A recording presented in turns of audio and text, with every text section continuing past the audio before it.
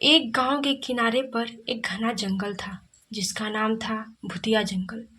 जंगल के अंदर का रास्ता इतना भयानक था कि सूरज की रोशनी भी वहां तक नहीं पहुंच पाती। गांव के लोग जंगल की कहानियों से डरते थे और जंगल की ओर जाने से बचते।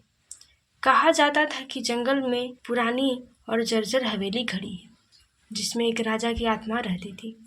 राजा अपनी मौत से कुछ दिन पहले आशीर्वाद प्राप्त करने के लिए उस हवेली में गया, लेकिन वह वापस नहीं लौटा और उसकी आत्मा वहीं कैद हो गई। एक दिन गांव में एक साहसी युवक अर्जुन आया।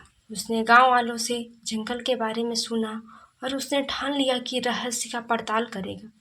अर्जुन ने अपने कुछ साहसी दोस्तों को इकट्ठा किया और उन सभी ने मिलकर जंगल में प्रवेश किया। जंगल में प्रवेश करते ही उन्हें भयानक आवाज सुनाई देने लगी। पेड़ों के पत्ते सरसराने लगे और ठंडी हवाएं उनके कानों में फुसफुसाने लगी। अर्जुन और उसके दोस्तों ने हिम्मत जुटाई और आगे बढ़ते रहे। रात होते होते वे हवेली तक पहुंच गए। हवेली से एक अजीब सी रोशनी निकल रही थी। उस रोशनी को देखकर वे समझ गए कि यहाँ कुछ अलौकिक है।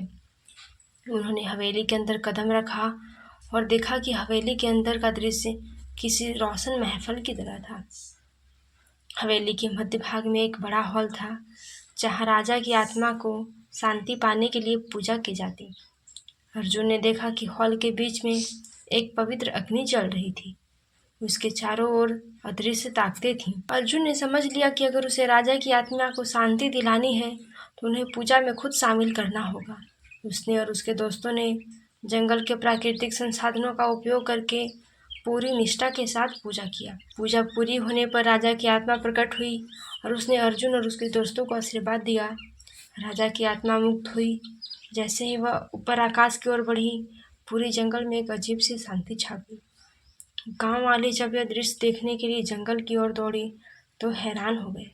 उन्होंने देखा कि जंगल का अंधेरा नरम हो गया था और पत्तियों की सरसराहट मानो किसी सुखद संगीत में बदल गई। अर्जुन और उसके दोस्तों के साहस और ज्ञान के कारण जंगल अब भूतिया नहीं रहा। लोगों ने उन्हें अपना हीरो माना और भूतिया जंगल एक पवित्र जंगल के रूप में जाना जाने लगा।